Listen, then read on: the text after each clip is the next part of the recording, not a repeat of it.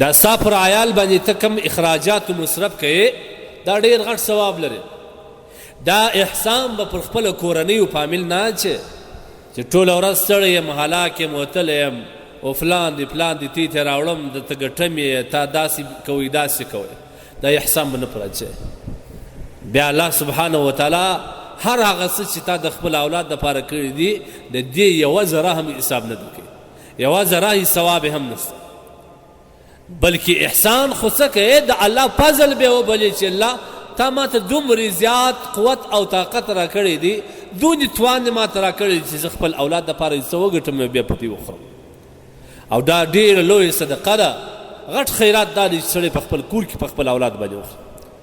روایت کې راځي امام مسلم رحمه الله دا روایت نقل کړي، وایي نبي علیه الصلاة والسلام فرمایي صدقه څو ډوله ده. په هغه زمانه کې د وخت کرنسي چې کوم و دینار و، دغه دینار به خلکو صدقه کول. لکه زموږ د اوس وخت کرنسي چې کوم دي یا کالدارې دي یا ډالر دي یا افغانۍ دي یا بل دي یا بل. نبی علیه الصلاة والسلام فرمایي یو هغه دینار دی چې تا د الله په لاره کې خرڅ کړي، دا هم صدقه.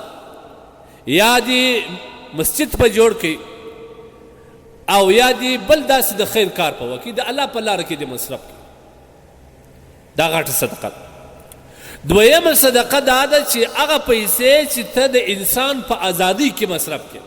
پخوا زمانه کې به دا غلامان ومنځه وه، کله چې به دا مسلمانان سو ایمان بیا راوړي بیا به نور مسلمانانو کوشش دا و چې دوی د هغه غلامیت او د منځیتوب څخه را آزاد کړي، هغه کس ته مالک ته بیا پیسې ورکوي.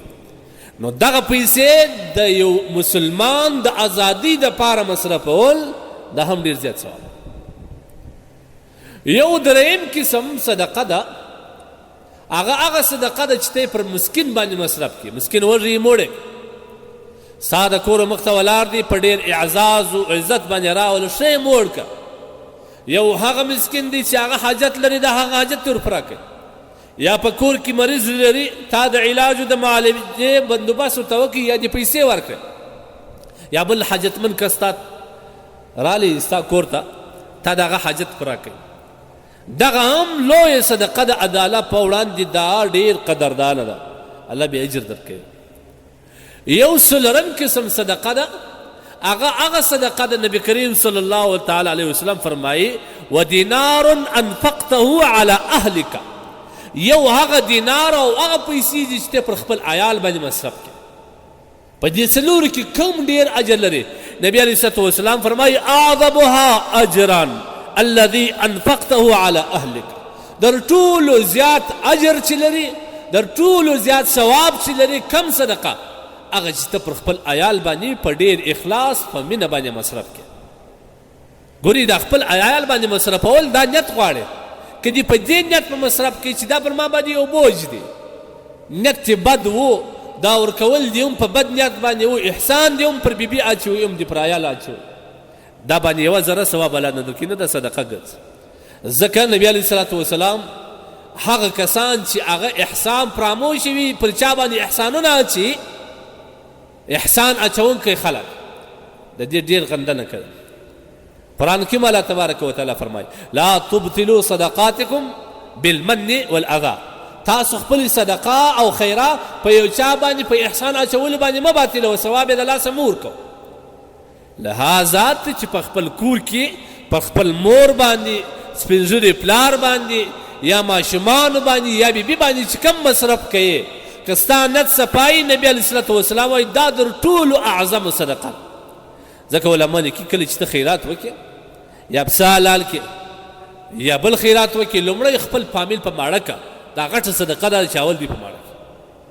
موږ خو هر شی چې کوو زده نه دي، بس ټول بل چا ته ورکړو، خپل عیال هغسې وږي پاتې، داسې نه دي پکار. اول خپل عیال ماړه کړه، دا ډېر غټ ثواب لري.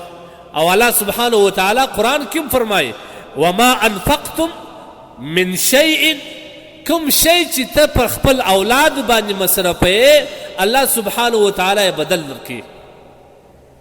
داسې نه وي چې دا ولاړ ختم سو، یا الله سبحانه وتعالی بدل هم درکوي. ان تر دې چې زموږ فقها لیکي چې دغه هم لویه صدقه ده چې سړی په مینه او محبت باندې یو ګوله جوړه کړي او خپل دې کوروالا د مېرمنې په خوله کې ورکړي. دغه لویه صدقه ده. زموږ اسلام عجبه بهترین دین دی الحمدلله، د هر چا لحاظ یې ساتلی دی. او ګوري کوشش دا کوئ صدقې کوئ. صدقه ډېر اجرونه لري، ډېر زیات ثوابونه لري، بیخي ډېر ثوابونه لري. کومه صدقه چې ته کوې پر خپل عیال باندې، پر خپل بچیانو باندې کوم نفقه ته لګوې، دا عین صدقه ده، خو ستا نیت صفا کېدل غواړي. روایت کې راځي نبي علیه الصلوة والسلام فرمایي هره ورځ چې سهار سي سپېدې راوخېږي، دوې فرشتې راشوکېږي. دغه دوې فرشتې چې کوم دي د اسمان څخه چې راشوسي، دا ټوله ورځ دا وایي، دا دعا کوي: لا اللهم اعطي منفقا خلفا. لا هغه کسان چې ستا په لاره کې صدقه او خیرات کوي، لا نعم البدل او بهترین بدل یې ورکړي، څو چنده بدل یې ورکړي. او هغه کس چې بخیلان وي، ابخل وي، یوه روپیې د ځانه نسي بېلولی او نه جلا کولی سي، یوه روپۍ چې ځینې بېلوي لکه د بدن غوښې چې ځینې بېلوي، د دغه دپاره شرا کوي دا فرشتې او دا وایي اللهم اعطي ممسکا تلفا. هغه کسان چې دغه لاس یې نیولی دي پر خپلو پیسو باندې، نه مسکین ته ورکوي، نه غریب ته ورکوي، نه په خپل عیال باندې خوړلي، لا د دې مال ضایع کې نقصان ورته ورسوي. لهذا صدقه غټ ثواب لري. بیا خپل په اولاد باندې، په خپل فامیل باندې کم جامې چې ته په خپل اولاد واغوندې، ښه جامې په واغوندې، الله یې درکوي، دا پر ځان بوج مه بله. ښه خوراکه ورته راوړه، ښه تعلیم ورباندې وکړه، د ده د تعلیم پیسې، د ده د اخراجات د تعلیم وي، یا د ده خوراکه یا د ده جامې وي، هر څه چې د کور اخراجات یې ګوره دا واوره. که ستا نیت صفا او په دا نیت یې ورکول چې د دې عیالو فریضه الله فرمایي ښه ده، زه په دې مصرفوم او دا زما د لور یو صدقه ده، دا واوره. دا میاشت چې بله میاشت چې راځي الله سبحانه وتعالی به څو چنده تا ته درکړي. نن خلک چې بدې کوي چې ولا تنخوا مې دونې ده او شی نه برابرېږي. زه خو دې ته یو مشوره وکړم، دا خپل د زندګۍ حاجتونه دا تنخوا ته ما حواله کوو، الله ته یې حواله کړه. که دې تنخوا ته حواله کړه، الله خپل نصرت ته څه پورته کوي، بیا تا خپل تنخوا ته حواله کوي. خپل تنخوا ته چې حواله کړلې، هغه د یوې میاشتې تنخوا به دې بیا د 10 ورځو نه بسي، 6 ورځې به دې بیا خوله وازه نیولې. لیکن دا واوره، که تا خپل حاجتونه، خپل مشکلات الله ته حواله کړه، که دې الله ته حواله کړل، هغه رب چې کوم دی هغه ستا سره دومره مددګاره دی، دومره نصرت الله سبحانه وتعالی ستا سره کوي چې هغه میاشتانه تنخوا چې کوم دی هغه به دې هم پرته وي، ټول حاجتونه به دې هم پوره وي. دا زده کړئ. هر چا صرف څه نه وکړي یار ته وره تنخوا راوځي، ته وایې تنخوا ما دا خپل ضروریات، دا خپل د زندګۍ حاجات، که ستا وي، که ستا د فامیل وي، که د اولاد وي، دا هېڅکله و تنخوا د میاشتانه یا خپل شخصي ګټې ته مه متعینوه، مې حواله کوه، بلکې ورته الله مهرباني دي، الله یې راکوي. الله سبحانه وتعالی به بیا د دې تنخوا سره سره ستا دپاره د نور ځایو کې ستا دپاره د روزګار بندوبست کوي. او الله سبحانه وتعالی به د غیب د خزانو څخه د نورو لارې به تا ته داسې راوروي، داسې امداد به دې کوي چې ته په خپل حیران.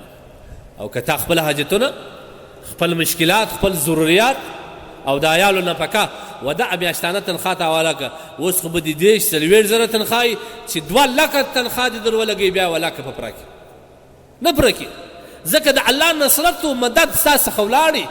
تا خپل اعتماد د خدای څخه پر تنخوا باندې وکړي او هغه الله سبحانه وتعالی وایي چې اوس نو ما ته خپلې تنخوا ته حواله کړه، بیا به ډېر زیات مشکلاتو سره مخامخ شي. د زندګي باید زده کړو، د هر شي زده کړو، باید موږ په خپل ژوند کې هر څه د شریعت او د اسلام په چوکاټ کې دغه مطابق وکړو.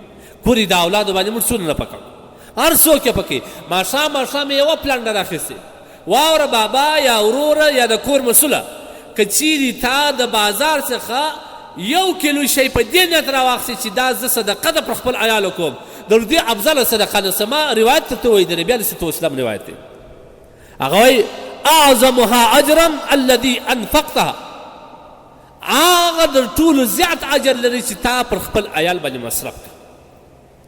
تا د دې دپاره خوراک کړه، تا د دې لپاره د ډوډۍ بندوبست وکړي، تا د دې لپاره د غوښو بندوبست وکړي، د میوې بندوبست وکړي، د دې د کپړو، د چمپلانو، د حاجتو، د ټولو بندوبست وکړي. دا هر روپۍ ستا لپاره صدقه ده او الله به په څو چند اجر ورکوي. لیکن که دې دا پر ځان یو بوج وبولي، احسان دې پر اچوي، بیا هېڅ شی نشته. الله پاک جل جلاله دې موږ ته توفیق راکړي.